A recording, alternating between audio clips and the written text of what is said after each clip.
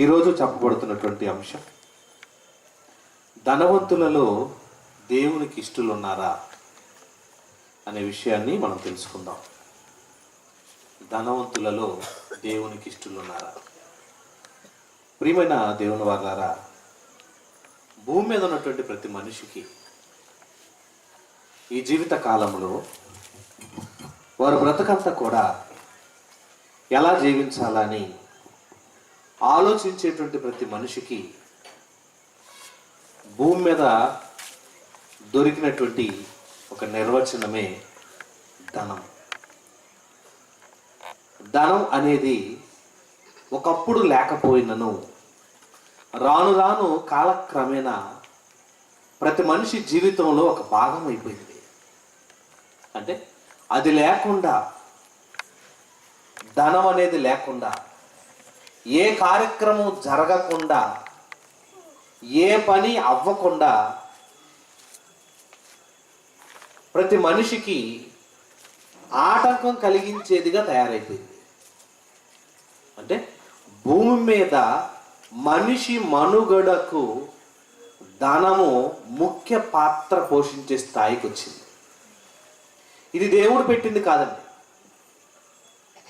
మనం నిర్ణయించుకున్న ఈ ధనాన్ని దేవుడు పెట్టింది కాదు, మనుషులు కల్పించుకున్న పద్ధతి, మనుషుల చేత నిర్ణయించబడింది. ఇది లేనిదే ఏ కార్యకలాపాలు జరగవు. ప్రతిదానికి ఇన్వాల్వ్ అయ్యి ఉండటానికి ధనము ముఖ్య పాత్ర పోషిస్తుంది. అయితే ధనము అనేది అపవాది యొక్క ఉచ్చులో ఒక భాగం. మనుషులకు వేసినటువంటి బాణములో, చెరలో, లేదా మనుషులకు కల్పించిన ఒక పద్ధతిలో ఒక భాగమే ధనం. ఒకప్పుడు పూర్వకాలంలో వస్తు మార్పిడి ఉండేది. వంకాయలు పండించిన వాడికి బీరకాయలు ఇచ్చేవాళ్ళు, కొన్ని బీరకాయలు ఇచ్చిన వాడికి కొన్ని రైస్ ఇచ్చేవాళ్ళు. ఏదైనా చిన్నపిల్లలు ఐస్ దానిది కొనాలనుకున్నప్పుడు చిన్న చిన్న డబ్బాలు వేసేవాళ్ళు, బియ్యం ఒక గిద్దర పోసేవాళ్ళు. మరి పెద్దలకి అయితే ఆ విషయం తెలిసి ఉంటుంది, ఇప్పుడున్న పిల్లలకు తెలియదు. కానీ దాదాపు 30 సంవత్సరాలకు పైబడి ఉన్నటువంటి కాలంలో ధనం ఎక్కువగా ప్రాచుర్యంలో లేదు. మనమంతా కూడా ఏది కొనాలన్నా వస్తువులు ఇచ్చేవాళ్ళు. 2 మానికలు బియ్యం పోసొచ్చి కొట్లో కావాల్సిన కందిపప్పు, చింతపండు తెచ్చుకునేవాళ్ళు. ఇప్పుడు అవన్నీ కొట్టేసి ధనము మూలమైపోయింది. ప్రతిదానికి ధనం లేకుండా ఏ కార్యక్రమం జరగని స్థితి. బిడ్డ ఏడుస్తున్నాడంటే పాలు పట్టాలంటే ధనం కావాలి. ఆ పాలు తేవాలంటే డబ్బులు ఇస్తేనే పాలు వస్తాయి. ఇంటిలో వంట వండాలంటే ధనం కావాలి, గ్యాస్ రావాలంటే ధనం కావాలి, కరెంటు వెలిగించబడాలంటే ధనం కావాలి, వెహికల్ కొనాలంటే ధనం కావాలి, ఏ వస్తువు కొనాలన్నా, ఓ సెల్ ఫోన్ కావాలన్నా ధనం కావాలి. ప్రతిదానికి క్రయ విక్రయాలు, అంటే ఏదైనా కొనాలన్నా అమ్మాలన్నా మధ్యవర్తిత్వం చేసేది ఎవరంటే ధనం. ఈ ధనం లేకుండా ఒక క్షణం మనిషికి జీవితం గడవని పరిస్థితి. గుండె అయితే లబ్డబ్ లబ్డబ్ అని కొట్టుకోవడం కాస్త మనిషికి ఇప్పుడు డబ్ డబ్ డబ్ డబ్ అని కొట్టుకునే పరిస్థితికి వచ్చేసింది. కరెక్ట్గా జేబు పైనే, గుండె మీదే జేబు పెడతారండి. టైలర్ కూడా మరి ఎందుకు ఆలోచించాడో తెలియదు, కానీ ఈ గుండెల మీదే ఈ జేబులు పెట్టేశాడు. ఈ జేబులో ధనం లేకపోతే గుండె ఆగిపోద్దామన్నంత భయం. అలాంటి సిచ్యువేషను, అలాంటి పరిస్థితి వచ్చేసింది. పోనీ ఈ ధనంకు ఉన్నటువంటి ప్రాముఖ్యతను బట్టి మనుషులు, మరి ప్రతి మనిషికి ఇది అవసరం కదండి, దీన్ని కొనసాగించాలి కదా. దీన్ని కొనసాగిస్తున్న మనుషులు, దీనికోసం మనుషులు ఏం చేశారంటే, నేడు ధనము అన్నింటికీ మూలం కాబట్టి ఒక కవి, ఒక సినిమా కవి ఒక పాట రాశాడు. రైలు బండిని నడిపేది పచ్చ జెండా అయితే బ్రతుకు బండిని నడిపేదంట పచ్చ నోటు అని అన్నాడు. అంటే ఈ పచ్చ నోటు లేకుండా బ్రతుకు, ఇంట్లోంచి కాలు అడుగు బయటకు వేయటానికి లేదు. మరొక ఆయన తమిళనాడు ప్రాంతంలో అంటారు, డబ్బుంటే చనిపోయినోడు కూడా తిరిగి లేస్తాడు అన్నట్టుగా మాట్లాడతారండి. మరికొంతమంది మన ఉత్తర భారతదేశంలో వాళ్ళైతే పైసామే పరమాత్మ హై అంటారండి తెలుగు హిందీలో. అంటే అర్థం ఏంటో తెలుసండి, ధనమే డబ్బులే మరి ధనమే దేవుడు అయిపోయింది. అంటే ధనాన్ని దేవుడుగా మార్చేసుకో, ఇక ధనం ఉంటే దేవుడితో పని లేదు అనేటువంటి స్థితికి. మన తెలుగు వాళ్ళైతే ఏమంటారు తెలుసా, డబ్బుంటే కొండ మీద కోతైనా దిగొచ్చిద్ది, డబ్బుంటే గౌరవం, డబ్బుంటే పేరు ప్రఖ్యాతలు, డబ్బుంటే సుబ్బిగాడిని కూడా సుబ్బరాజు అంటారంట. అంటే ఈ పేరు ప్రఖ్యాతలు తెచ్చేటువంటి స్థితిలో ఏముందంటే ధనం. అయితే బైబిల్లో ఈ ధనానికి సంబంధించిన విషయాలన్నీ దేవుడు రాసుకుంటూ వస్తూ ప్రతి వ్యక్తి కూడా ధనానికి దేవునికి దాసుడుగా ఉండనేరడు అని తేల్చేశాడు. ఇటు డబ్బులే కావాలా, దేవుడు వదిలేసేస్తాడు, దేవుడు కావాలంటే డబ్బులు వదిలేస్తాడు. కనుక ధనమునకును దేవునికి ఇద్దరికి దాసుడుగా మనిషి ఉండలేడు అని అన్నాడు. మరి డబ్బులు లేనప్పుడు, ధనం లేనప్పుడు, ధనాన్ని ప్రోత్సహించినప్పుడు, ధనాన్ని లేకుండా మనిషి జీవించడం కొనసాగించడం కుదరనప్పుడు, దేవుణ్ణి వెంబడిస్తే ఈ ధనం లేకుండా ఎలా బ్రతుకుతాడు? ధనం అవసరం ప్రతి మనిషి జీవిత కాలంలో. ఈ భూమి మీద బ్రతికే ప్రతి మనిషికి ధనం లేకుండా ఏ కార్యక్రమాలు జరిగించబడతారు, ఏది జరగబడతారు. అలాంటప్పుడు మరి దేవుడు చెప్పిన మాట అబద్ధం అవుతుందా? మరొక మాట అంటుంటాడు, ధనవంతుడు దేవుని రాజ్యంలో ప్రవేశించుట ఒంటేదైనా సూది బెజ్జంలో దూరం వచ్చేమో కానీ ధనవంతుడు దేవుని రాజ్యంలో ప్రవేశించుట దుర్లభం అన్నాడు. అంటే అర్థం ఏంటి? ఇక ధనవంతుడు అనుకునేవాడు ఎవడికి పరలోకం లేదా? ధనం సంపాదించిన ప్రతి మనిషికి దేవుని రాజ్యానికి చేరే అవకాశం ఉండదా? ఇక దొరకదా? ఆలోచిద్దాం. ప్రతి దానికి ఈ ధనం మూలమైనప్పుడు దేవుడు చెప్పిన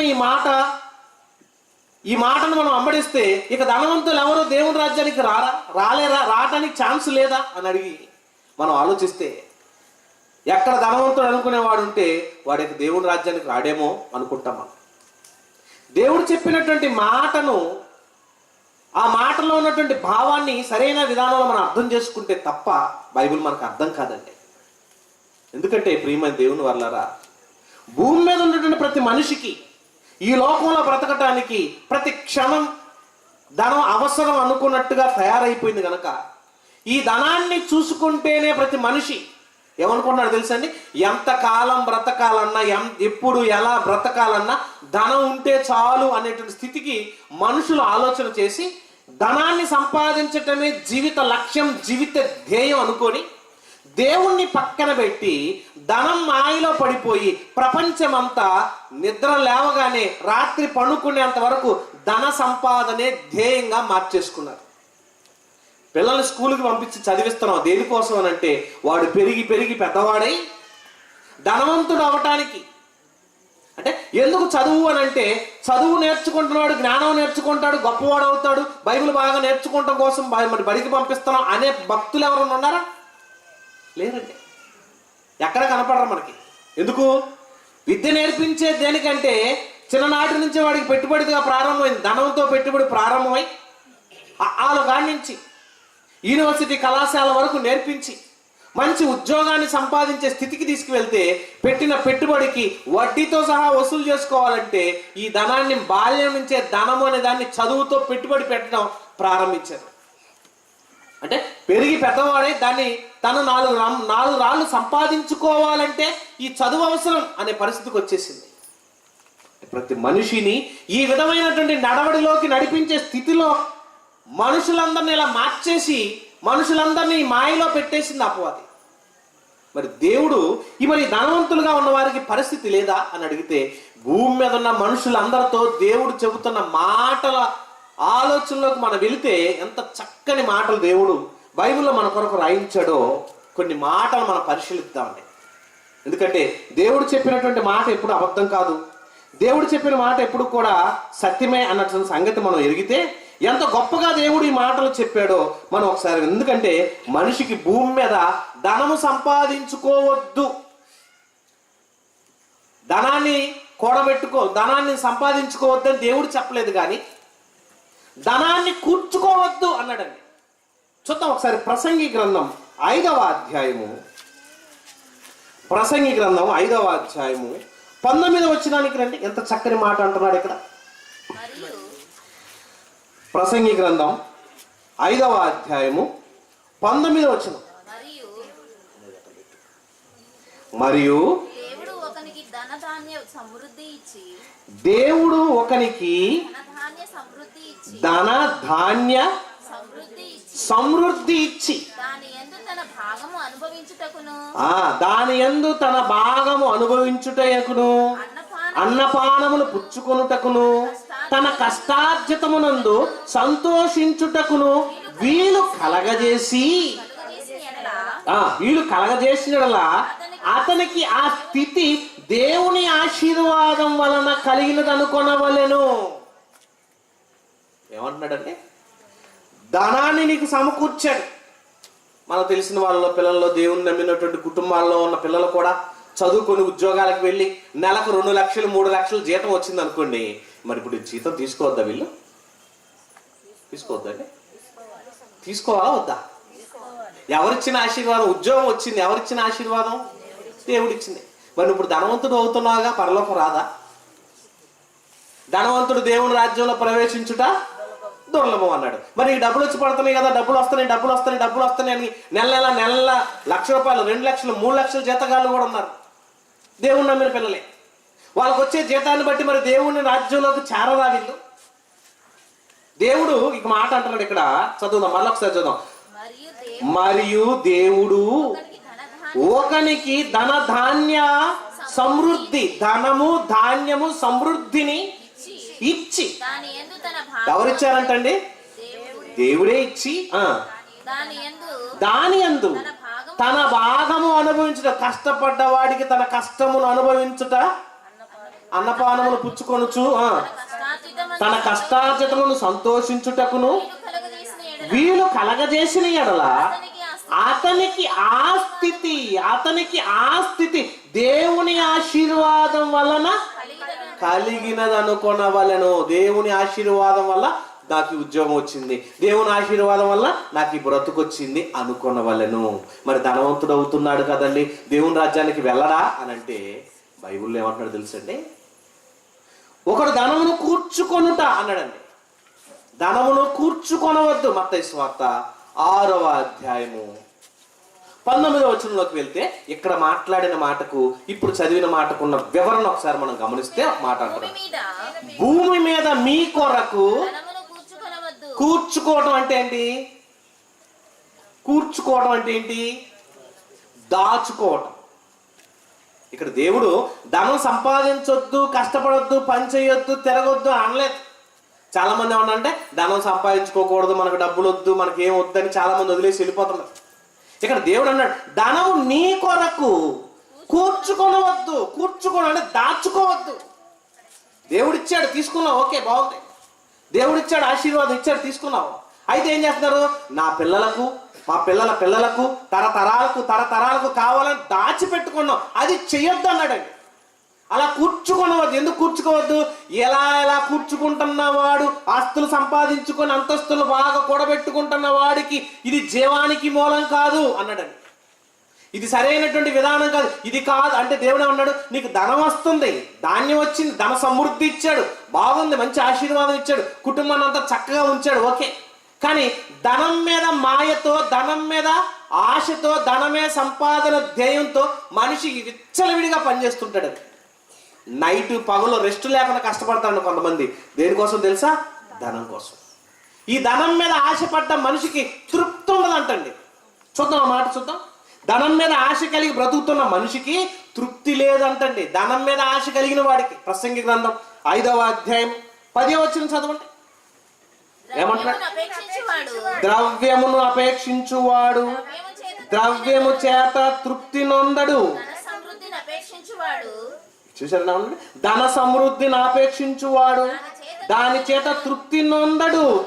నొందడు. ఎంత ఇంకెంత ఇంకెంత ఎంత ఇచ్చినా తృప్తి లేదండి. దేని మీద పోయింది మనసు? మనసు అంతా ధనం ధనం. మరి దేవుణ్ణి నమ్మిన వాళ్ళు మనం కూడా కష్టపడుతున్నాం కదండి, దేవుణ్ణి నమ్మిన మనం కూడా పని చేసుకుంటున్నాం కదండి, మనం కూడా దేనికంటే మీరు కూడా డబ్బుల కోసమే కదండి అంటారు. కానీ దేవుడు అంటున్నాడు, కష్టపడి పని చేసి సంపాదించే దాని వలన కాదు, కానీ ధనం మీదే ఆశ. అంటే బ్రతుకే ధనం అయిపోయింది కొంతమందికి. బ్రతకటమే ధనం. ధనం కొరకు ఏం చేసినా పర్వాలేదు, ఎలాగైనా పర్వాలేదని ధన సమృద్ధి. అంటే వీడి కన్ను ఏమైంది? ధనం మీద ఆశ కలిగింది. వీళ్ళ మనసు అంతా ధనంతో నిండిపోయింది. ధనమే ధనమే ధనమే అనే జీవితం అయిపోయింది. అందుకని ఏమన్నాడు? ధనమును అపేక్షించువాడు ద్రవ్యము చేత తృప్తి నొందడు. ఎంత సంపాదించినా తృప్తి లేదు. మన దేశంలో మరి గొప్ప గొప్ప ధనవంతులు ఉన్నారు.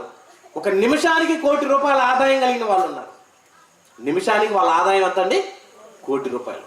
ఇక చాలండి నాకు అనుకుంటున్నారా? ఇంకా కావాలి, ఇంకా కావాలి, ఇంకా కావాలి. టాటా కంపెనీ అధినేతగా మరి రతన్ టాటా గారు ఉన్నారు. ఆయన చనిపోయాడు ఈ మధ్యకాలంలో. ఆ కంపెనీ ప్రొడక్ట్స్ గుండు సూదు నుంచి విమానాలు తయారు చేసేంత వరకు అన్ని రంగాల్లో ఆ కంపెనీ ఉందండి. భూమి మీద ఏ కంపెనీ ఏ ప్రోడక్ట్ తయారు చేయకపోతున్నారు చెప్పండి? ఇది లేదు అది ఉంది అనుకున్న అన్ని రంగాలలో అన్ని పార్ట్లు అన్ని స్పేర్ పార్ట్లు తయారు చేసుకుంటూ వెళ్ళిపోతాం. ఇంకా కావాలి, ఇంకా కావాలన్న ఆశే, కానీ తగ్గించుకుందాం అనిపించదు. అంటే దేవుడు ఏమన్నాడు?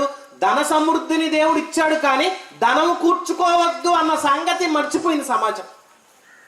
ఇంకేమన్నాడు? ఆస్తిని సంపాదించుకోవాలనుకునేవాడు ధనవంతుడికి ఆలోచన ఏంటో తెలుసా? ఆస్తిని సంపాదించుకోవాలనుకునేవాడు దేనికి అలవాటు పడతాడు? సుఖాలకు అలవాటు పడిపోతాడు, శరీర సౌందర్యాలకు అలవాటు పడతాడు, సుఖానుభవాన్ని ఎక్కువగా అనుభవిస్తాడు. ధనాన్ని ఎక్కువ కలిగిన వాడికి ఎలా ఉంటుందండి? సుఖం. మీకు ఒక ఎగ్జాంపుల్ చెప్తాను. మానవ జీవిత కాలంలో ఒక ట్రైన్ జర్నీని మీరు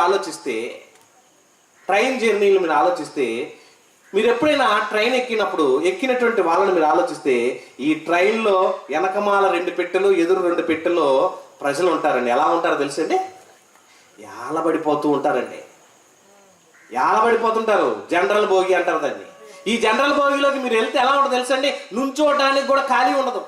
పండగ సీజన్ లాంటప్పుడు మీరు చూసినట్లయితే నుంచోటానికి కదా, కనీసం కాలు తీసి కాలు అయితే కూడా ఖాళీ ఉండదు. ఎంత ఇరుక్గా ఉంటుందంటే అంత ప్రాబ్లంలో ఉంటారు. జనరల్ బోగి అంటే పేదవాడుకు ఉన్నటువంటి పెట్టెలు, పేదవాడు ఎక్కే పెట్టెలు. రైల్లో ప్రయాణంలో పేదవాడి పెట్టెలు ఎలా ఉంటాయి అంటే ఖాళీ లేనటువంటి బిజీ. మధ్య తరగతి సంబంధించిన మనిషి యొక్క ప్రయాణం ఎలా ఉంటుందో తెలుసా? చక్కగా బోగిల్లో పడుకొని బెర్తులు కింద పైన ఉన్నటువంటి అరలో 3 మీటర్ సీట్లు అంటే కింద నుంచి పైదాకా కూర్చునే వాళ్ళకి అవకాశం ఉంటే ఎంతమంది కూర్చోవచ్చు? దాంట్లో 9 మంది కూర్చోవచ్చు. కానీ ధనం ఎక్కువ పెట్టాడు కాబట్టి అతనికి ఎలాంటి ఫెసిలిటీ ఇచ్చారు? పడుకునే ఫెసిలిటీ ఇచ్చారు. ఇంకా నాకు డబ్బులు ఎక్కువ ఉన్నాయండి, ఇంకా ఎక్కువ ఇస్తాను వాళ్ళకి ఏముందో తెలుసండి? ఏసీ బోగీలు. ఏసీ బోగీలోకి వెళ్ళిపోతే ఎలా ఉంటుందో తెలుసండి? చలి, వణుకు పుట్టే చలి, కప్పుకోవడానికి దుప్పటి. కొంచెం వెనక్కి వస్తే పడుకోవడానికి సీటు ఉన్నోళ్ళు, ఇంకొంచెం వెనక్కి వస్తే ఎలా ఉన్న పరిస్థితి? నుంచోటానికి కూడా ఖాళీ లేని పరిస్థితి. ఒకే ట్రైన్ జర్నీ, వైజాగ్లో ఎక్కిన జర్నీ, హైదరాబాద్ వరకు ప్రయాణం, ఒకే జర్నీ, ఒకే జీవితం, ఒకే లైఫ్, ఒకే బ్రతుకు అన్నట్టుగా మనిషి బ్రతుకంతా ఒకే లైఫ్. కానీ ఈ లైఫ్లో కష్టాలతో, బాధలతో, శ్రమలతో బాధలు అనుభవించేలాగా జనరల్ బోగి అయితే, మధ్య తరగతి ధనం సంబంధించిన వాళ్ళుగా మధ్యలో అక్కడ పడుకునేటువంటి భోగిలో మరి ఆ పడుకునే పెట్టెల్లో ఉన్న వాళ్ళైతే రిజర్వేషన్ కౌంటర్లో, ఇంకా ధన సమృద్ధి కలిగిన వాళ్ళు ఏసీ భోగిలో కూర్చొని ప్రశాంతమైనటువంటి లైఫ్ అనుభవిస్తున్నారు. ఒకే జర్నీలో ఇలాంటి వాళ్ళు ట్రైన్లో ఎంతమంది జర్నీ చేస్తున్నట్టు మానవ బ్రతుకు కాలంలో ఇలాంటి బ్రతుకు జీవితంలో ఉందంటే సుఖాన్ని అనుభవించడానికి మనిషికి కావాల్సింది ఏమైపోయింది? ఇప్పుడు మధ్యలో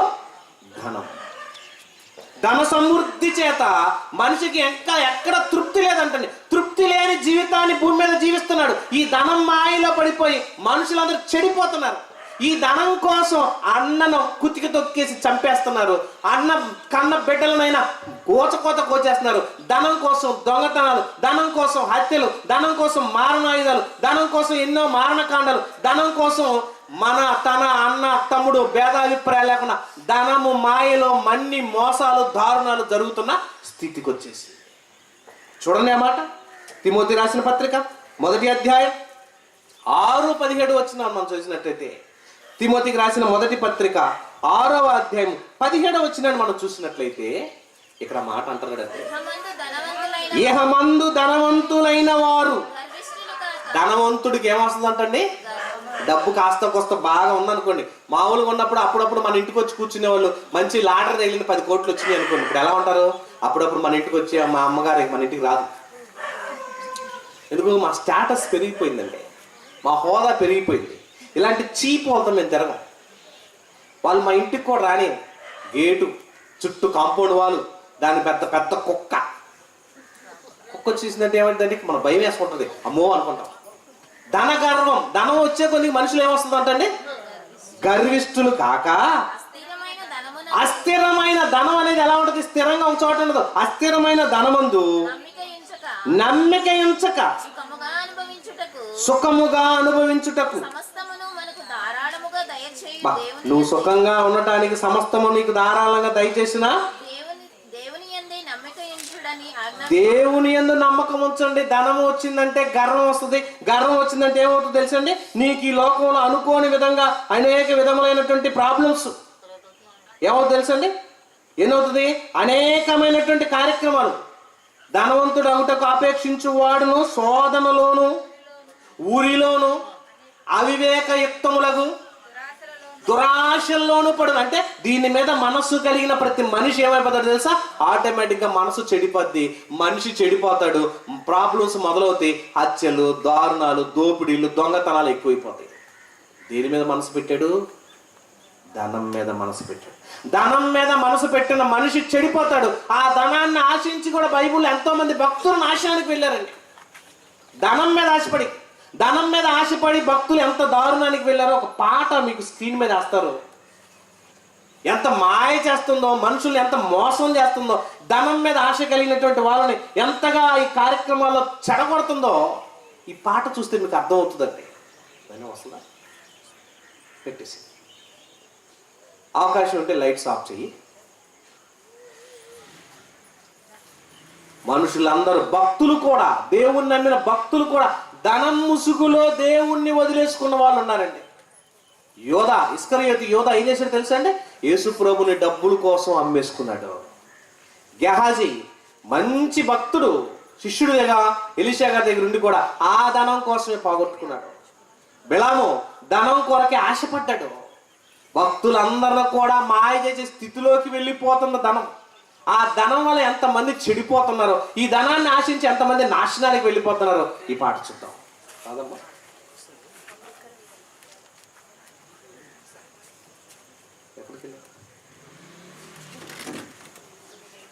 ప్రియమైన దేవుని వల్లరా భూమి మీద జరుగుతున్నటువంటి ఘోరాలు, నేరాలన్నిటికీ కారణం ఏంటో తెలుసా? ధనం అండి. ప్రపంచాన్ని శాసిస్తుంది ధనం, ప్రపంచాన్ని ఏలుతుంది ధనం. ఒక మంత్రిగా అవ్వాలంటే కోట్ల రూపాయలు ఖర్చు పెడితే అతనే ధనవంతుడు. ఆ ధనవంతుడే ఎమ్మెల్యే కానీ ఎంపీ కానీ. ఎన్ని వేల కోట్లుంటే నీకు అధికారం దక్కాలన్నా దక్కుతుంది. నీకున్నటువంటి ధనాన్ని బట్టి ఆస్తులు సంపాదించుకుంటున్నాడు. నీకున్న ధనధాన్యాలు బట్టి లోకంలో పెద్దలుగా ఒక వ్యక్తి పెద్దవాడు అవుతున్నాడు. ధనవంతున్నే పెద్దగా నిర్ణయించుకుంటాడు. మంచివాడు, పేదవాడైనా నీతి న్యాయం కలిగిన వాడు మాకు వద్దండి అంటారు. ఎవడు కావాలి? ధనం ఉన్నవాడు తీర్పరే కావాలి. ధనం ఉన్నవాడు నాయకుడు కావాలి. ధనం ఉన్నవాడే మమ్మల్ని ఏలాలనుకున్న పరిస్థితిలో ఉన్న సమాజం. ఈ ధనం ఎంత మోసం చేస్తుందో గమనిద్దామండి. ఓకే, ఇంకొక మాట చూద్దాం. ఇంకొక మాట చూద్దాం. ఎందుకంటే ఈలోగా ధనవంతుడి గురించి మాట్లాడుతూ ఒక మాట అంటున్నాడు. తిమోతి రాసిన మొదటి పత్రిక 6వ అధ్యాయం 9వ వచనం చూడండి. ధనవంతులగుటకు అపేక్షించువారు ఎలా ఉంటారంటే, శోధన అంటే ధనం కావాలి, ధనం కావాలి, ధనం కావాలని ఆశపడేవాడు ఎక్కడికి వెళ్ళిపోతాడు? శోధనలోను ఊరిలోను అవివేకయుక్తములకు హానికరములను అనేక దురాశల్లోను అట్టి మనుషులను నష్టములోను నాశనములోను ముంచివేసిద్ది. ఎక్కడికి? నష్టాల్లోను నాశనాల్లోను నెట్టేసిద్ది. ఎందుకనగా ధనం అనేది ఆపేక్షించు వారు సమస్తమైన కీడులకు కీడైనా జరిగిందంటే దానికి కారణం ఎవరు? ధనం. 30 రూపాయల క్వార్టర్ అంటాడు. ఒకప్పుడు 30 రూపాయల క్వార్టర్ డబ్బులు కావాలంటే ప్రాణాలు తీసేసేవాళ్ళు. డబ్బుల కోసం ప్రాణాలు తీసేవాడా? అవును. డబ్బులు ఇస్తే చాలు, వాడు మంచివాడా చెడ్డవాడా కాదు, వాడు ప్రాణాలు తీయడానికి కూడా డబ్బులు ఇస్తే చాలు తీసేస్తాడు. మన ప్రాణం తీయడానికి కూడా 1 లక్ష 2 లక్షలు ఇచ్చారనుకోండి, వాడికి ఏం కాదు, వాడికి కావాల్సిన డబ్బులు. నీ ప్రాణం పోయినా నాకు పర్వాలేదు అనుకోండి, ప్రాణం తీయటానికైనా ముందుకు వచ్చే వాళ్ళు కూర్చుని మనకి. ప్రపంచం ఏమైపోయింది తెలుసా? ధనముతో ఎన్నో నాశనాలు, ధనముతో ఎన్నో ఘోరాలు జరుగుతున్న రోజులుగా ప్రపంచంలో దేవుడు ముందే చెప్పాడండి.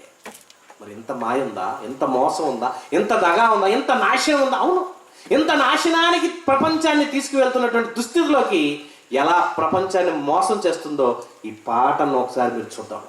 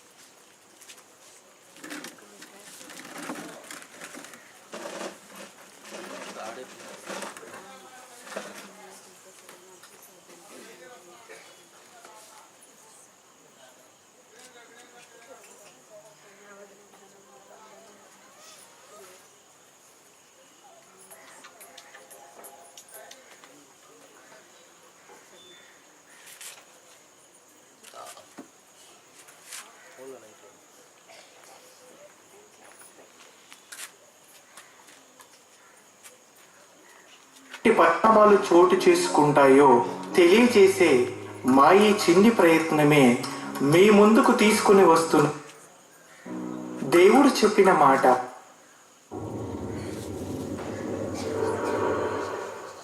ధనము కలిగి ఉండడం తప్పు అనేది మా ఉద్దేశం కాదు, కానీ దేవుడు చెప్పిన మాట తిమోతికి రాసిన మొదటి పత్రిక 6వ అధ్యాయము 10వ వచనం ప్రకారంగా ధనాపేక్ష కలిగి ఉంటే వ్యక్తిగతంగా, కుటుంబ పరంగా, సామాజికంగా ఎలాంటి పరిణామాలు చోటు చేసుకుంటాయో తెలియజేసే మా ఈ చిన్ని ప్రయత్నమే మీ ముందుకు తీసుకుని వస్తున్న ఈ సందేశాత్మక గీతం.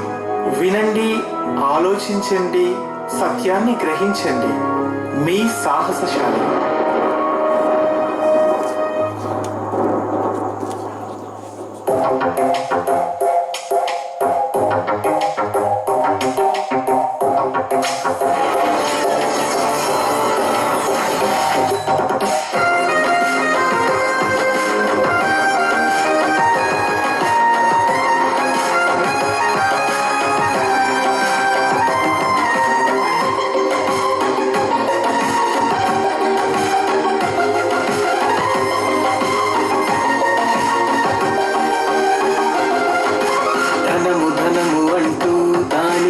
అడుగులేసుకుంటూ డబ్బు డబ్బు అంటూ దానికై పరుగు తీసుకుంటూ ధనము ధనము అంటూ దానికై అడుగులేసుకుంటూ డబ్బు డబ్బు అంటూ దానికై పరుగు తీసుకుంటూ సిరి సంపదలంటూ బ్రతుకును కాల రాసుకుంటూ మనీ మనీ అంటూ తనువును అగ్గిపాలు చేస్తున్న మానవ పట్టుకొని వెళ్ళలేవురా చిల్లి గవ్వ కూడా.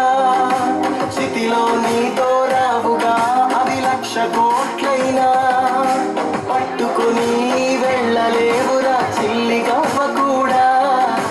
చితిలో నీతో రావుగా అవి 1,00,000 కోట్లైనా. ధనమే ఒక మాయరా, దానిలో పడకు సోదరా. సిరియే ఒక మత్తురా, దానిక ప్రయాసవద్దురా. ధనమే ఒక మాయరా, దానిలో పడకు సోదరా. సిరియే ఒక మత్తురా, దానిక ప్రయాసవద్దురా. ధనము ధనము అంటూ దానికై అడుగులేసుకుంటూ డబ్బు డబ్బు అంటూ దానికై పరుగు తీసుకుంటూ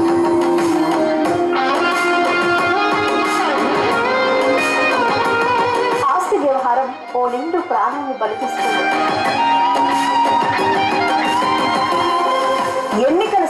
పట్టుబడుతున్న కోట్లకు కోట్ల రూపాయలు ప్రజాస్వామ్యాన్ని పరిహాసం చేస్తున్నాయా?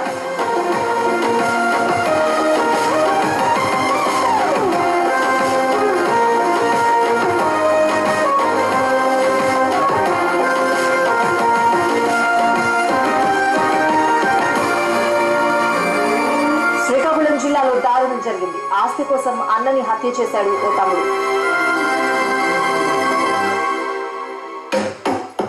ధనమంత నీకు కావాలంటే అన్ననే చంపమంటుంది.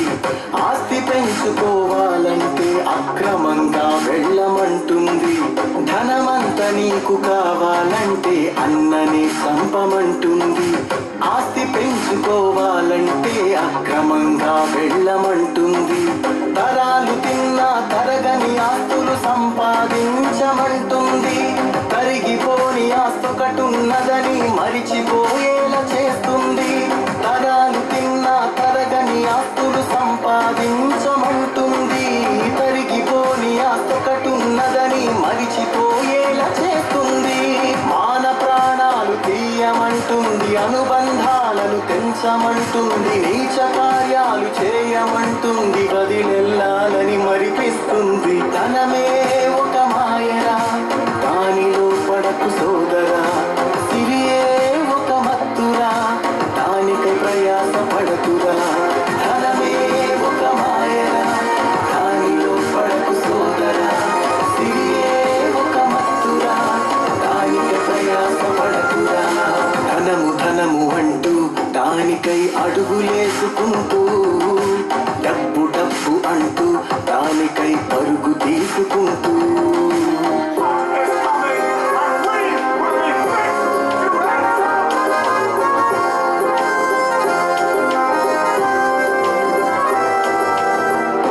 Fill your heart, Ananias, to make you lie to the Holy Spirit. What?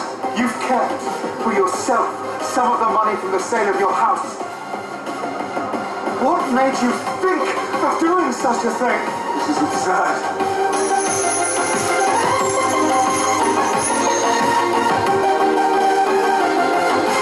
ధనాన్ని దాచిన అననీయా తెచ్చుకున్నాడు మరణాన్ని. బహుమానాన్ని కోరిన బిలాము పొందుకున్నాడు శాపాన్ని. ధనాన్ని దాచిన అననీయా తెచ్చుకున్నాడు మరణాన్ని. బహుమానాన్ని కోరిన బిలాము పొందుకున్నాడు శాపాన్ని. బంగారాన్ని కోరిన గెహజీ తెచ్చుకున్నాడు రోగాన్ని. వెండిని ఆశించిన యూదా తీసుకున్నాడు ప్రాణాన్ని. బంగారాన్ని కోరిన గెహజీ తెచ్చుకున్నాడు రోగాన్ని. వెండిని ఆశించిన యూదా తీసుకున్నాడు ప్రాణాన్ని. ఆరోగ్యాలను కోల్పోయారు, ఆత్మీయంగా చనిపోయారు. కీడులెన్నుకొని తెచ్చుకున్నారు, నరకయాతనలు పడుకున్నారు. ధనమే ఒక మాయరా, దానిలో పడకు సోదరా. సిరియే ఒక మత్తురా, దానికై ప్రయాస పడకురా. ధనమే ఒక మాయరా, దానిలో పడకు సోదరా. సిరియే ఒక మత్తురా, దానికై ప్రయాస పడకురా. ధనము ధనము అంటూ దానికై అడుగులేసుకుంటూ, డబ్బు డబ్బు అంటూ దానికై పరుగు తీసుకుంటూ. ధనము ధనము అంటూ దానికై అడుగులేసుకుంటూ, డబ్బు డబ్బు అంటూ దానికై పరుగు తీసుకుంటూ. సిరి సంపదలంటూ బ్రతుకును కాల రాసుకుంటూ, మనీ మనీ అంటూ తనువును అగ్గిపాలు చేస్తున్న మానవ. పట్టుకొని వెళ్ళలేవురా చిల్లి గవ్వ కూడా. స్థితిలో నీతో రావుగా అవి 1,00,000 కోట్లైనా. పట్టుకొని వెళ్ళలేవురా చిల్లి గవ్వ కూడా. స్థితిలో నీతో రావుగా అవి 1,00,000 కోట్లైనా. ధనమే ఒక మాయరా, దానికై ఆశపడకురా. సిరియే ఒక మత్తురా, దాన్ని దేవుని పనికై వాడరా. ధనమే ఒక మాయరా, దానిలో పడకు సోదరా. సిరియే ఒక మత్తురా, దానికి ప్రయాస మత్తురా. చూశారు కదండి, మనుషులందరినీ మాయ చేయటంలో ధనము ప్రధాన పాత్ర పోషిస్తుంది.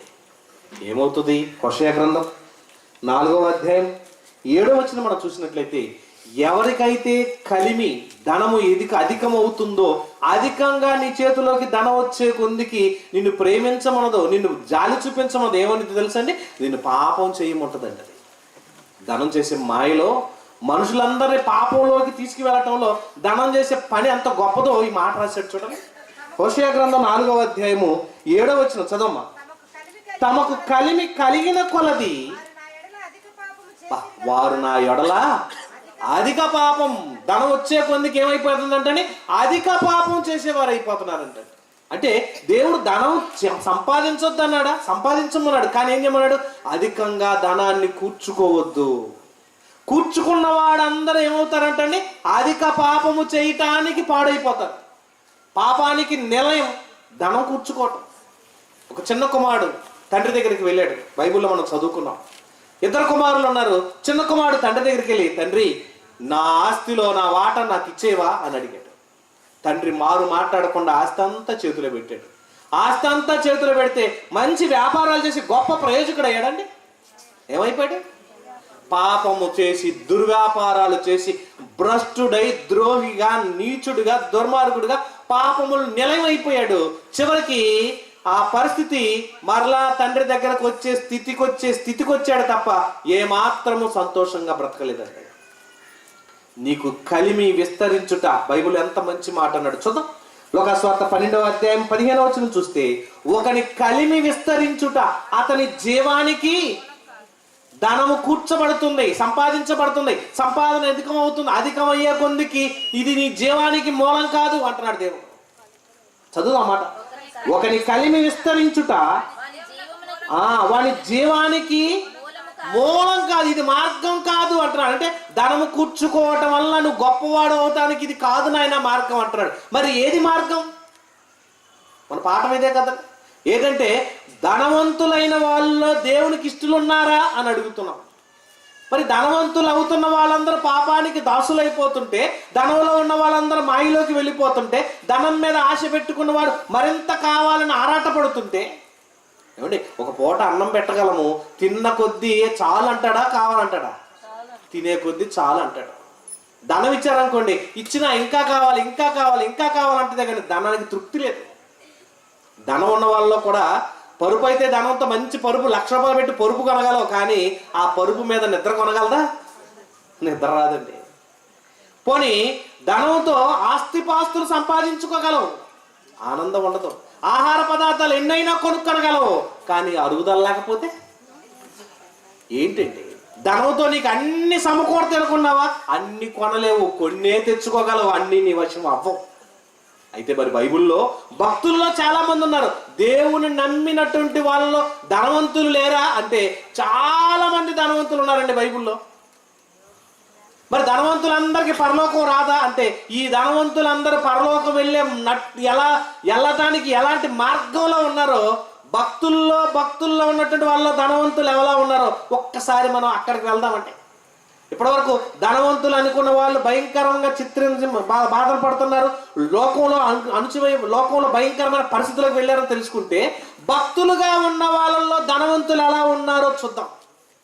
వాళ్ళు ఎలా ఉన్నారు? లోకాసువార్త 19వ అధ్యాయం 2వ వచనంలోకి వెళ్తే, ఇక్కడ పాపానికి నిలయంగా ఉన్న ఒక ధనవంతుడైన జక్కయ్య, తన జీవితం అంతా కూడా భయంకరమండి. అప్పుల మీద పన్నుల మీద పన్నులు వేసి అందరిని పీడించి పిప్పి చేసి అతనిలో ఉన్నటువంటి ఆ ధనాన్ని లాక్కునేవాడండి. అంతటి ఘోర పాపి. ఆ ఊళ్ళో అతనికి ఉన్న పేరేంటండి? చదవమ్మా 2వ వచనం. సొంకపు గుప్తదారుడగు ధనవంతుడైన జక్కయ్య అని పేరు గల ఒకడు యేసుక్రీస్తు ఎలా ఉంటాడో చూద్దామని ఆశ కలిగి జనులు గుంపుగా ఉన్న చిన్నప్పటి నుంచి సండే స్కూల్ స్టోరీలు చదువుకునేది పాఠం మనం. కానీ ఇతడు పాపి అయిన జక్కయ్య అని పేరుందండి. ఈ పాపాత్ముడు బాగా ధనవంతుడే, కానీ ఏం చేశాడు? ధనము ఎంత ఆస్తి సంపాదించుకున్నా క్రీస్తు దగ్గరకు వచ్చేపాటికి, క్రీస్తు పరిచయమైన నాటికి, క్రీస్తుని ఎరిగిన నాటికి ఏమైనా తెలుసా, తన ఆస్తిలో సగ భాగం పేదవాళ్ళకు పనిచేసాడంటే. 8వ వచనం, ఇదిగో ప్రభువా నా ఆస్తిలో సగం పేదలకు ఇచ్చేస్తున్నాను, నేను ఎవరి దగ్గర అయితే అన్యాయంగా సంపాదించుకున్నానో వాడికి రూపాయికి 4 రూపాయలు 4 అంతలు అతనికి మరలా చెల్లింతునని. ఎంత బాగా చెప్పాడండి. అంటే ఇతడు ధనవంతుడు జాబితాలో ఉన్నాడు, లోకంలో ఆ ఊర్లో ఉన్న వాళ్ళు బాగా ధనవంతుడుగా సంపాదించుకున్నాడు. కానీ క్రీస్తుని కలిగిన తర్వాత ఆ ధనాన్ని దేవుడి కొరకు వాడాడండి. ధనవంతుడే కానీ ఏమయ్యాడు, దేవునికి వాడే విధంగా మారిపోయాడు. అంటే తన కొరకు కూర్చుకోవాలని, తన కొరకు సమకూర్చుకోవాలని, తను దాచుకోవాలని, తను సుఖపడాలన్న ఆలోచనలో లేడు. ఇది అశాశ్వతమైనది, ఇది శాశ్వతమైనది కాదు, ఇది మనల్ని మోసం చేసిద్దని, దీనివల్ల మనకు వచ్చే ఆప్యాయత అనురాగాలు లేవని గ్రహించి ఎప్పుడైతే క్రీస్తు బోధలు విన్నాడో, క్రీస్తు మాట తన హృదయంలో చేర్చుకున్నాడో, ధనవంతుడుగా ఉండటానికి ఇష్టపడక ఆ ధనాన్ని దేవుని కొరకు ఖర్చు పెడటానికి ఇష్టపడ్డాడండి. అప్పుడు యేసుప్రభు వారు అతని గురించి ఏమన్నా తెలుసా, ఇతడును అబ్రహాము కుమారుడే. అబ్రహాంకి ఏముంది, విశ్వాసం ఉంది. విశ్వాస సంబంధమైన బిడ్డగా ధనవంతుడైన జక్కయ్య విశ్వాసుల జాబితాలోకి వెళ్ళిపోయాడంటే ధనవంతుడే కానీ ఏమయ్యాడు, విశ్వాసిగా మారిపోయాడు. ధనవంతుడా, అవును, ధనవంతుడైన వ్యక్తి కూడా క్రీస్తు బోధలో ధనవంతుడుగా దేవుడికి ఇష్టడైపోయాడు. అంతెందుకండి, విశ్వాసులకు తండ్రి అయినటువంటి అబ్రహాం అనే పేరుంది కదా, ఈ అబ్రహాం గారు ఏమన్నా పేదవాడా? చూద్దాం, అది కూడా చూద్దాం. ధనవంతుడిగా ఇతను ఏమైనా ఉన్నాడా, పేదవాడికి ఉన్నాడా? రోమపత్రిక 4వ అధ్యాయం 3వ వచనాన్ని ఒకసారి మీరు చూసినట్లయితే, రోమీయులకు రాసిన పత్రిక 4వ అధ్యాయము 3వ వచనం. అబ్రహాము దేవుని నమ్మెను, అది అతనికి నీతిగా ఎంచబడెను.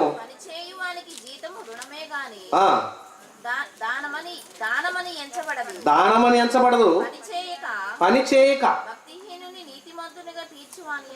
ఇలాంటి ధనవంతుడి జాబితాలోకి నీతిమంతుడుగా ఉన్నటువంటి ధనవంతుడు దేవుని అబ్రహాము, దేవుని లేఖనం చెప్తుంది, అబ్రహాము దేవుని నమ్మిన గనక అది అతనికి నీతిగా ఎంచబడింది. అయితే ఏం చేశాడు ఇతను ఏమైనా పేదవాడి స్థితిలో ఉన్నాడా అంటే సంపదండి. పశువుల మందలు, దుక్కిటెద్దులు, పశువులు కాపర్లు. ధనం అనేది, ధనం అంటే డబ్బే అనేది మనసు పెట్టుకోమాకండి.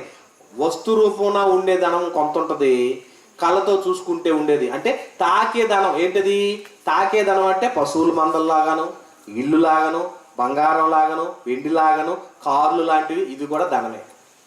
మరి చూసి తృప్తి పడే ధనం ఏది? Bank balance. సున్నాలు ఎన్ని ఉంటే, ఒకటి పక్కన ఎన్ని సున్నాలు ఉంటే కాగితం మీద సెల్ ఫోన్లో ఓకే కొట్టుకుని అబ్బో 10 కోట్లు ఉన్నాయి. సున్నాలే కానీ దగ్గర టచ్ కాని ధనం, పట్టుకోలేని ధనం. బిట్ కాయిన్స్ ధనం అంటే చూడటానికే ఉపయోగపడిద్ది, కానీ నువ్వు ధనవంతుడు అనే పేరులో ఉంది. ఈ ధనవంతుడు జాబితాలో అబ్రహాం గారు కూడా ఉన్నాడు. అబ్రహాము ధనవంతుడే కానీ ఎలా ఉన్నాడు? దేవునికి ఇష్టడుగా ఉన్నాడు. అంటే ధనమే సంపాదించుకోవాలన్న ధ్యేయంతో బ్రతకలేదండి. ధన సంపాదనే నాకు మూలం అనుకోలేదు. ఈ ధనము అశాశ్వతమైనది, నేను బిల్డింగ్ కట్టుకోవాలి, గోడలు కట్టుకోవాలి, రాజ్యాధికారంగా మంచి రాజును అవ్వాలని ఆశపడలేదు. ఆయన డేరాల్లో ఉండటానికి ఇష్టపడ్డాడు. ఇది నాకు అశాశ్వతమైనది. శాశ్వతమైన పట్టణం ఒకటి ఉంది, అది పరలోక రాజ్యంలో ఉంది. ఆ పరలోకం చేరాలంటే శాశ్వతమైన పట్టణం, అది శాశ్వతంగా ఉండాలనుకున్నాడు. భక్తుల్లో ఇంకో భక్తులను చూద్దాం, సమయం లేదు కాబట్టి త్వరగా ముందుకు వెళ్దాం. అపోస్తల కార్యములు 10వ అధ్యాయంలోకి మీరు వచ్చినట్లయితే ఇక్కడ ఒక భక్తుడు ఉన్నాడు. 22వ వచనంలో కొర్నేలి అనేటువంటి శతాధిపతి. ఏమండి, ఇతడు కూడా శతాధిపతి, 100 మంది ప్రజలకు నాయకుడు, ఆ రాజ్యంలో సేనాధిపతి. ఈ సేనాధిపతిగా ఉన్నటువంటి కొర్నేలి కూడా భక్తిపరుడును, నెక్స్ట్ ధనవంతుడు, అనేక ధర్మకార్యాలు, అనేక కార్యక్రమాలు చేసుకుంటూ దేవుని కొరకు బ్రతికిన ధనవంతుడు. చూడండి ఏమంటున్నాడు 22వ వచనం, నీతిమంతుడును, దేవునికి భయపడువాడును, భూరాజులందరి వలన, యూదా జనులందరి వలన మంచి పేరు. ఏముందండి, ధనం ఉంటే పేరు ప్రఖ్యాతలు వస్తాయి. కానీ ఇతను ఏం చేశాడు తెలుసు, దేవుని యందు భయభక్తులు కలిగి దేవుని పరిచర్యల పనిలో గొప్ప ధర్మ కార్యాలు చేసుకుంటూ దేవునికి ఇష్టడుగా బ్రతికిన ధనవంతుడండి. అంటే దేవునికి ఇష్టలు ఉన్నారో ధనవంతులు ఉన్నారు. వాళ్ళేంటి, ధనం మీద మనసు పెట్టి బ్రతకలా, దేవుని కొరకు వారి ధనాన్ని ఖర్చు పెట్టుకుంటూ వారికి ఇచ్చిన దాన్ని, వారికి ఇచ్చిన కలిగిన దాన్ని దేవుని పనిలో వాడుకుంటూ వచ్చారు. ఎంత గొప్ప ధనవంతులండి. కానీ మోషే ఏమన్నా పేదవాడా? మోషే ఎవరో ఐగుప్తు దేశంలో పెరిగినటువంటి వ్యక్తి. ఐగుప్తు దేశంలో ఫరో రాజు కుమార్తె యొక్క కుమారుడు. ఈ ఫరో రాజు యొక్క కుమారుడుగా ఉన్నటువంటి ఈయన, నా కుమారుడు అంటే ఈజిప్టు సామ్రాజ్యానికి నువ్వే రాజువి. మరి ఈజిప్టు సామ్రాజ్యం చిన్నదండి? వేల లక్షల కోట్ల విలువైనటువంటి సంపద ఉన్న రాష్ట్ర దేశం అది. అంతటి దేశాన్ని కూడా ఆయన ఏమనుకున్నా తెలుసా? దేవుడి కంటే ఈ ధనధాన్యాలు నాకు ఎక్కువ కాదు. సకల విద్యా ప్రావీణ్యుడు, ఈ విద్య రాదు అనడానికి లేదు, అన్ని విద్యలు నేర్చుకున్నవాడు, అన్ని విషయాల్లో గనుడు, గొప్ప జ్ఞాని, ధనవంతుడు, ఐశ్వర్యాన్ని, రాజ్యాన్ని ఉన్న వాటిని చూసి నాకు ధనం శాశ్వతం అనే ఆలోచన లేదండి ఆయనకి. ఆయన ఆలోచన అంతా ఏంటి? నేను దేవుని కొరకు బ్రతికితే చాలు, దేవుని ప్రజలతో శ్రమ అనుభవించడం నాకు మేలనుకున్నాడే గాని ధన ధాన్యాలు లోక భాగ్యాలు నాకు అక్కర్లేదు. అంటే దేవునికి ఇష్టడా? అవును, దేవునికి ఇష్టడే. కానీ దేవుని కొరకు బ్రతికిన వాడు, ఏమి లేకుండా గొర్రెలు కాసుకున్న దావీదంటే. ఒకప్పుడు గొర్రెలు కాసుకున్న దావీదుని దేవుడు రాజును చేశాడు. రాజు అయిపోయినటువంటి ధనవంతుడిగా ఉన్నటువంటి దావీదు ఎంత గొప్ప రాజ్యాన్ని సమకూర్చుకొని రాజు అయినా కూడా రాజైనటువంటి ధనవంతుడికి దేవుడి రాజ్యం లేదా? ఉంది. ఎందుకు వచ్చింది? దేవునికి ఇష్టడుగా బ్రతికాడు, ధనధాన్యాలను లెక్క చేయలేదు. ఏమండి, లోకంలో మనం ధనాన్ని వాడేది ఒక పనివాడిని చూసినట్టుగా ధనాన్ని చూడాలి కానీ యజమానుడిగా చూసి దానికి ఎంత దాసోహం అవ్వకూడదండి. మనల్ని నడిపించేదిగా మారకూడదు. మనం వాడుకునేదిగా ఉండటానికి వచ్చిన ధనాన్ని మనకు నడిపించేదిగా మారిందా నువ్వు పతనం అయిపోతావు. సంపాదించు, కష్టపడు, పని చెయ్యి, సంపాదించుకో, తెచ్చుకున్న దాన్ని నీ కుటుంబం కొరకు వాడుకుంటూ మిగిలిన ప్రతి పైసా దేవుని కొరకు వాడేయమంటున్నాడండి దేవుడు. కూర్చుకొనవద్దు. ఇక్కడ కూర్చుకున్నావు అనుకో, ఇక్కడ చిమ్మిటను తుప్పును అన్ని తినివేను, పరలోకమందు ధనము కూర్చుకో. ఏమండి, చాలా మంది అంటారు యేసు ప్రభు చాలా పేదోడండి, ఆయన బట్టలన్నీ చిరిగిపోయి చింపిరి బట్టలు వేసుకుని తిరుగుతుండేవాడు, ఆయన అంత పేదవాడో తెలుసా అంటారు. ఇంతకు యేసు ప్రభు పేదవాడా ధనవంతుడండి? చూద్దాం అన్నమాట. చూడం యేసు ప్రభు గారి మరి ఇంతమంది భక్తుల విషయంలో ఎలా అంటే యేసుక్రీస్తు కూడా ఏమన్నా పేదవాడా అని అంటే యేసుక్రీస్తు కూడా తన జీవితం గురించి మాట్లాడుతూ ఇక్కడ ఒక భక్తుడు మాట్లాడుతున్నాడు. కొరింథీయులకు రాసిన 2వ పత్రిక 8వ అధ్యాయం 9వ వచనం మీరు టచ్ చేసి చూడండి ఎంత బాగుంటుందో. కొరింథీయులకు రాసిన 2వ పత్రిక 8వ అధ్యాయము 9వ వచనం. వీరు మన ప్రభు అయిన యేసుక్రీస్తును కృపను ఎరుగుదురు కదా. ఎవరండి ఆయన? ఎవరి క్యారెక్టర్లో ఉన్న వ్యక్తి? యేసుక్రీస్తు. యేసుక్రీస్తు ఎలాంటి వాడు అంటాన్ని? ధనవంతుడై ఉండి మీరు తన దారిద్ర్యము వలన ధనవంతులు కావాలనని మీ నిమిత్తము దరిద్రుడాయను. మీరు ధనవంతులు అవ్వాలని ఎవరు కోరుకున్నారు? మరి మీకు ధనవంతులు అయితే పరలోకం రాదుగా. బైబిల్ రూల్ ఏంటి? ధనవంతుడికి దేవుని రాజ్యంలో ప్రవేశించుట దుర్లభం. ధనవంతుడైన యేసుక్రీస్తు వారే మిమ్మల్ని ధనవంతులు చేయడానికి ఆయన దరిద్రుడు అయిపోయాడు అంటండి. మరి మీరు ధనవంతులు అయితే మరి దేవుని రాజ్యం రాదా? ధనవంతులు అవ్వాలని ఆయన కోరుకొని మిమ్మల్ని ధనవంతులు ఎందుకు చేశాడు తెలుసా? ఈ లోక ధనధాన్యాల మీద మనసు పెట్టక ఆ ధనాన్ని దేవుని కొరకు ఖర్చు పెట్టు. ఈ లోక ధనధాన్యము గొప్ప కాదని పర సంబంధమైన ధనాన్ని కూర్చుకోమన్నాడండి. అది ఎలా ఉంటది?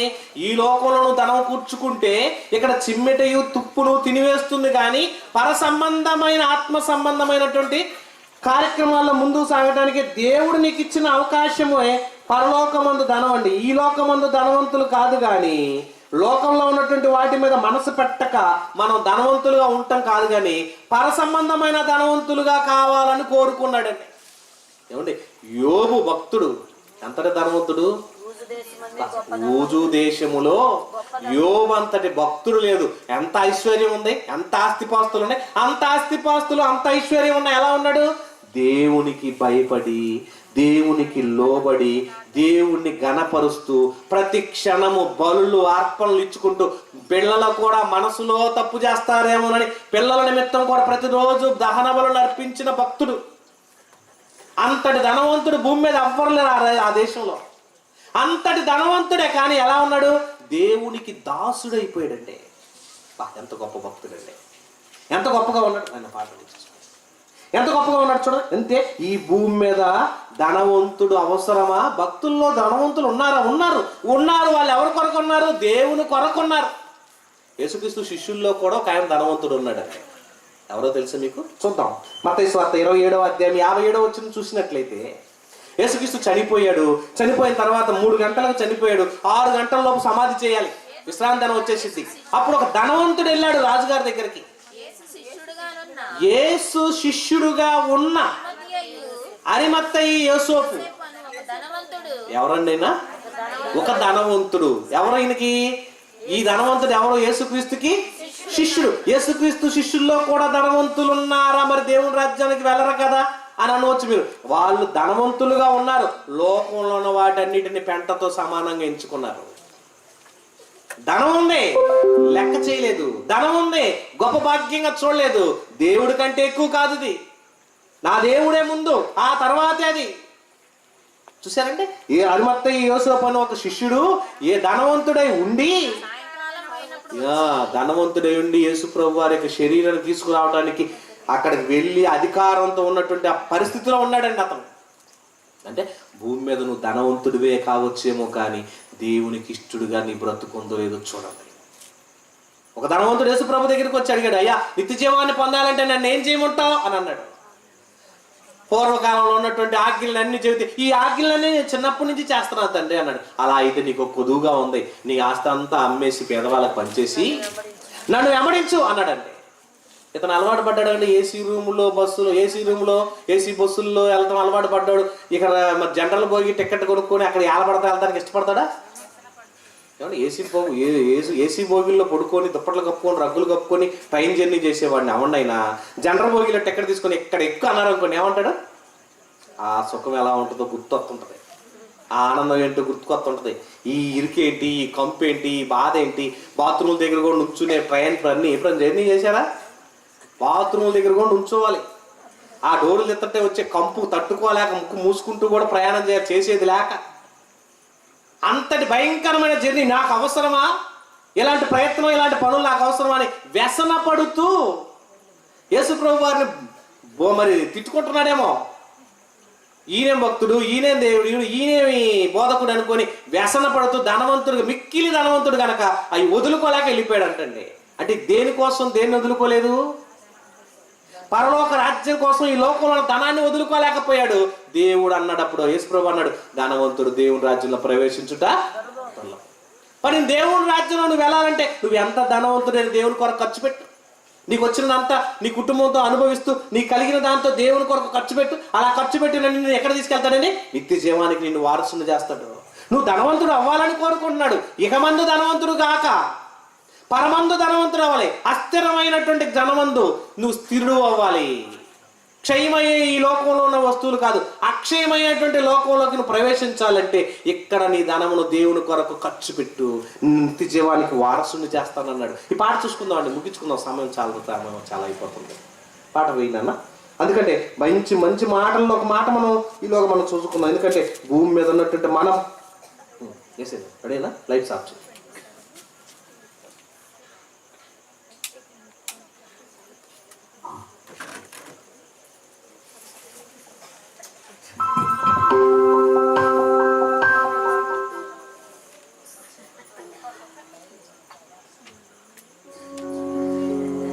ధనమునే ప్రేమిస్తూ బ్రతుకునిచ్చిన దేవునికి దూరంగా బ్రతికే సమాజాన్ని చూస్తున్నాము. ఒకనాడు ధనము ఎంతో ఉన్నప్పటికీ దేవుని యందు భక్తి కలిగి జీవించిన భక్తులే కనిపిస్తారు. ఈనాడు క్రీస్తును నమ్మి తాము కలిగి ఉన్న దానితో సంతృప్తి చెందక ధనవంతులు కావాలని భక్తిని చేస్తున్న వారే కనిపిస్తున్నారు. కానీ క్రీస్తు వారు ధనవంతుడై ఉండి సర్వమానవాళి కొరకు దరిద్రుడాయన. అలాగే ధనము ఎంతో ఉన్నను భక్తిని వీడని భక్తులు ఎందరో. వారి జీవితాలను ఒక్కసారి స్మరిస్తూ ధనము కలిగి ఉన్న వారిని, ధనమును కోరుకునే వారిని ఆలోచింపచేసే చరిత్ర పాఠమే ఈ పాట. ధనవంతులలో దైవ భక్తులు.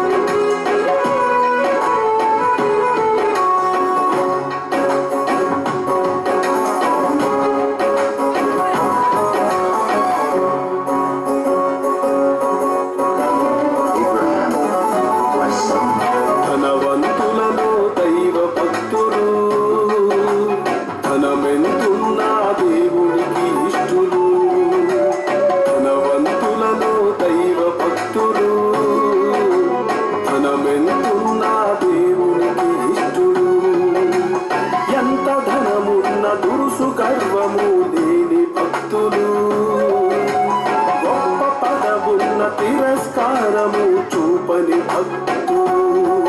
అధికారమెంతున్న న్యాయము మరువని నీతిమంతుడు. బలమెంత ఉన్నా దేవునికే మహిమ తెచ్చిన యథార్థవంతులు. ధనవంతులలో దైవ భక్తులు.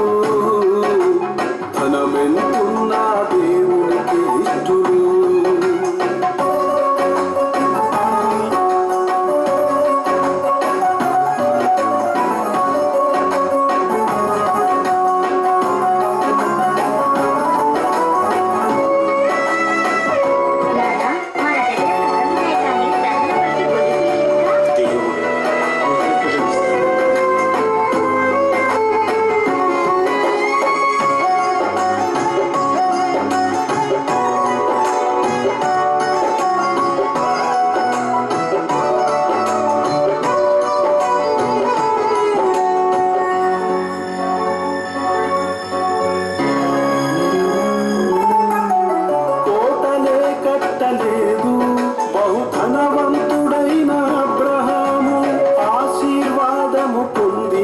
దైవాజ్ఞను మాత్రం మీరలేదు.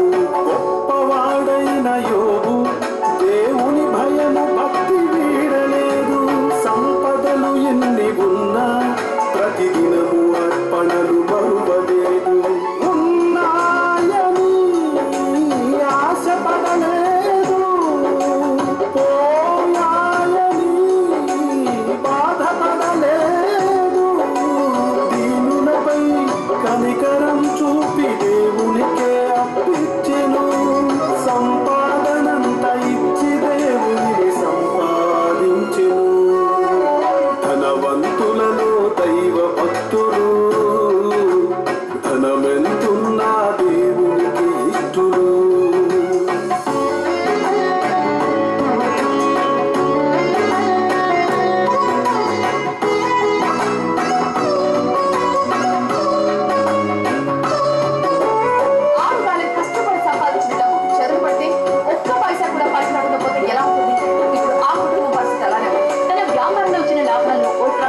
దాచుకునేవాడు. ఇలా దాదాపు 5 లక్షల రూపాయల వరకు దాచాడు.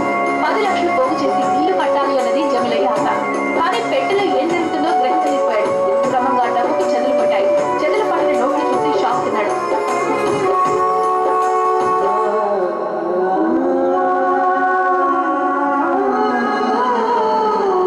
ఆస్తిని బీదలకిచ్చెను ధనవంతుడై ఉన్న జక్కయ్య.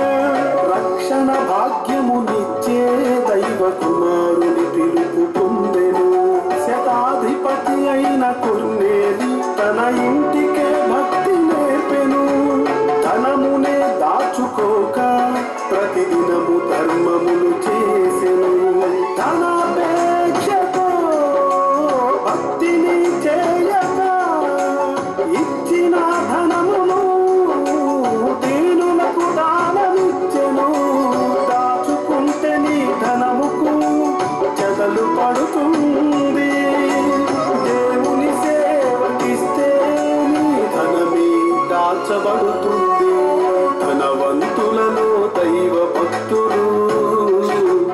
ధనమెంతున్నా దేవునికి ఇష్టడు.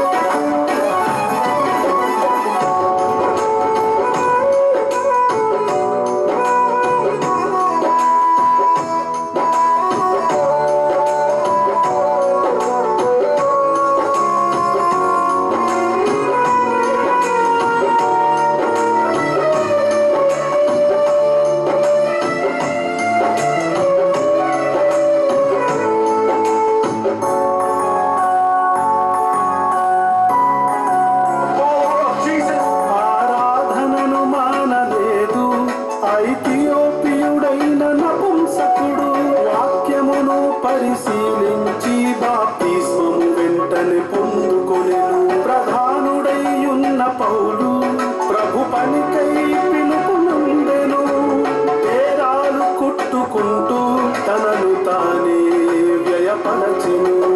ధనమెంత గున్నను గర్విష్టి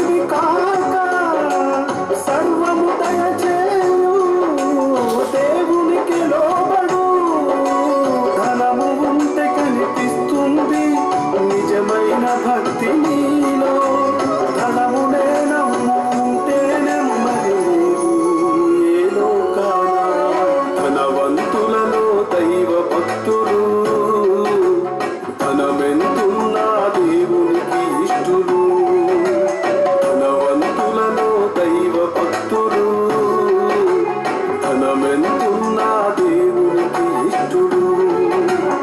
ఎంత ధనమున్న దురుసు గర్వము లేని భక్తులు, గొప్ప పదవున్న తిరస్కారము చూపని భక్తులు, అధికారమెంతున్న న్యాయము మరువని నీతిమంతులు, బలమెంత ఉన్నా దేవునికే మహిమ తెచ్చిన యథార్థవంతులు.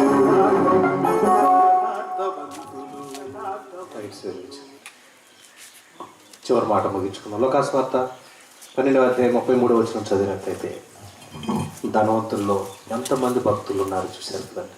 వాళ్ళందరూ దేవుని కోసం అర్పణ చేశారు. మరి మనల్ని కూడా అదే అడుగుతున్నాడు, మీరు కూడా ధనవంతులు అవ్వాలి. ఎక్కడ చూడండి, ఆ చివరి మాట చూసుకుని ముగించుకుందాం. లోకాసు వార్త 12:33 చూడండి. మీకు కలిగిన వాటిని అమ్మి ధర్మం చేయుడి, పాతగిలి సంచులను పరలోకమందు అక్షయమైన ధనమును సంపాదించుకొనుడి. అక్కడికి దొంగరాడు, చిమ్మెట కొట్టదు. మీ ధనం ఎక్కడ ఉండునో అక్కడే మీ హృదయం ఉండును. చూసారు, ఈ భూమి మీద ధనము కూర్చుకోవడం కాదు, పరలోకమందు ధనము కూర్చుకున్న ధనవంతులు అవ్వాలంటే ఎక్కడ మనం చేసిన కార్యాలే అక్కడ ధనవంతులు చేస్తుంది. అక్కడ ధనవంతుడు అవ్వాలని మమ్మల్ని అందరినీ దేవుడు కోరుకుంటున్నాడు. క్రీస్తు ధనవంతుడు. అతను ధనవంతుడు ఏంటో కూడా మిమ్మల్ని తన దారిద్ర్యం వలన మనల్ని ధనవంతులు చేశాడు. ఈ భూమి మీద భక్తులందరూ వారి జీవితాలను దేవునికి అంకితం చేశారండి. ధనం ఉండా గర్వించలేదు, ధనం ఉండా భయపడలేదు, భయం లేకుండా బ్రతకలేదు. ధనం ఉండి భక్తిగా బ్రతికి ఆ ధనాన్ని దేవుని కొరకు అర్పణ చేశారండి. మీరు చాలామంది దాచుకుంటారు. నగలు కొనుక్కుందాం, బంగారం కొనుక్కుందాం, వెండి కొనుక్కుందాం, ఆస్తులు సంపాదించుకుందాం. దేవుడికి ఇవ్వని నీ ఆస్తులు చిమ్మెట తినేసిద్ది. దొంగల కన్నం వేసి దొంగిలుతారు. తర్వాత నీ సంతతి వాళ్ళు మరి నీ బిడ్డలందరూ నీ ధనాన్ని చూసి నిన్ను ప్రేమించే వాళ్ళే, కానీ నీ ధనం లేకపోతే నిన్ను ప్రేమించే వాళ్ళు ఉండరు. ఆ ధనాన్ని దేవునికి ఖర్చు పెట్టు. ఆ ఉన్న ధనాన్ని దేవుని కొరకు వాడు. భూమి మీద ధనవంతుడు అనే పేరు నీకున్నా నిత్య జీవానికి నిన్ను వారసుడిగా చేస్తాడు. ధనవంతుల్లోనే దేవునికి ఎంతమంది ఇష్టలుంటే, ధనం కలిగినటువంటి ఈ ధనాన్ని సంపాదించిన నీవు దేవునికి అర్పణ చేసి దేవుని కొరకు బలియాగం చేసి పనిలో ఉండావు అనుకోండి, దేవుడు నిన్ను మెచ్చుకుంటాడు. ఆ మెచ్చుకునే స్థితిలో నువ్వు ఉంటున్నావో, లోబడని దశలో నువ్వు ఉన్నావో మీరే నిర్ణయించుకోండి. ఇంత చక్కని అవకాశాన్ని దేవుడు మనకు కలిగించాడు. ప్రతి బైబిల్ ఓపెన్ యూనివర్సిటీలో ప్రతి పాఠం ప్రతి మనిషికి ఎక్కడ ఎవరు చెప్పని తీరిలో ఈ పాఠాలు ఎంత మంచిగా ఉండేది. ఇంతకాలం మనం ధనవంతుడు దేవుని రాజ్యంలో ప్రవేశించడేమో అనుకున్నాం. నువ్వు ధనవంతుడు ఉన్న దేవుని రాజ్యంలోకి వెళ్ళొచ్చు. అయితే ఆ ధనాన్ని దేవుని కొరకు వాడు అంటున్నాడు. వాడి దేవుని నామాన్ని మహిమపరుస్తావో, వాడక కూర్చుకొని దేవుని నామాన్ని మహిమపరచక లోక సంబంధంగా ఉండి లోకంలో ఉన్నప్పుడు లాజరుతో పాటు ఉన్న ధనవంతుడు ఎలాగైతే భయంకరమైన నరకాగ్నిలో ఎంత బాధపడ్డాడో ఆ స్థితిలోకి వెళ్తావో మీరే నిర్ణయించుకోండి. కళ్ళు మూసుకొని ప్రార్థన చేసుకుందాం. మహాగణుడును మహోన్నతుని గొప్ప దేవ, మీకు వందనాలు స్తోత్రాలు తండ్రి. ఇంతబడి మాటలు అపవాదు ఎత్తుకొని పోకుండా నీ బిడ్డల హృదయంలో ఫలించి అభివృద్ధి పొందులాగిన సహాయం చేయండి. ఈ కుటుంబంలో మీరు చేసిన తల్లిగారికి ఇచ్చిన ఆరోగ్యాన్ని బట్టి స్తోత్రాలనైనా, భయంకరమైన హాస్పిటల్ పరిస్థితుల్లోంచి ఆ బిడ్డను తప్పించి రక్షించి మీరు చేసిన మేలుకు కృతజ్ఞతగా మీ మాటలు ప్రకటించుకునే అవకాశం ఇచ్చారు తండ్రి. ఈ రావేల కుటుంబానికి తల్లిగారిని ఎంతో ప్రేమతో మీరు ఇచ్చినటువంటి ఆశీర్వాదమైనా, ఈ తల్లిగారికి మంచి ఆరోగ్యాన్ని ఇవ్వండి, ఆయుష్ని ఇవ్వండి, ఆనందం ఇవ్వండి, సంతోషం ఇవ్వండి. ఈ కుటుంబంలో ఉన్నటువంటి అన్నదమ్ములు అందరూ కలిసి తల్లిగారికి కృతజ్ఞతగా ఈ కూడికను ఏర్పాటు చేశారు. ఏర్పాటు చేయబడిన ఈ అన్నదమ్ముల కుటుంబాలను మీరు దీవించి నీ సేవలో బలపరచమని, వాక్యం విన్న ప్రతి బిడ్డను బలపరిచి పర సంబంధమైన బిడ్డలుగా బ్రతికే భాగ్యాన్ని ఇవ్వమని, ఈ లోక ధనధాన్యాలు నీ కొరకు ఖర్చు పెడుతూ ఈ లోకంలో ఉన్నటువంటి ప్రతి సంపద నీ కొరకు వాడి నీ నామ ఘనతకై వాడబడే విధంగా తయారు చేయమని, ఈ దినంలో ఈ కుటుంబం నిన్ను మహిమపరచడానికి ఎంతైతే ఖర్చు పెట్టిందో పరలోకమందో ఎంతకన్నా మీరు ధనము 100 రెట్లు అధికము ఉందని మీరు లేఖలో సెలవిచ్చినట్టు నీ కొరకు పనిచేసే భాగ్యాన్ని ధైర్యాన్ని బిడ్డలకి ఇవ్వమని, వచ్చిన ప్రతి ఒక్కరికి మంచి ఆయుష్ని ఆరోగ్యాన్ని ఇవ్వమని, నిరంతరం నీ సేవలు బలపరచమని మా ప్రియుడు మా ప్రభువు మా రక్షకుడైన క్రీస్తు వారి పరిశుద్ధ నామమున ప్రార్థిస్తూ వేడుకొంచున్నాము తండ్రి. తండ్రి అయిన దేవుని ప్రేమ, కుమారుడైన యేసుక్రీస్తు వారి యొక్క కృప, పరిశుద్ధాత్మ దేవునికి నిత్యాన్యోన్య సహవాసము ఇప్పుడు ఎల్లప్పుడూ సదాకాలం తోడుగా ఉండి దీవించి ఆస్వాదించి ప్రభువే మహిమ పొందును గాక.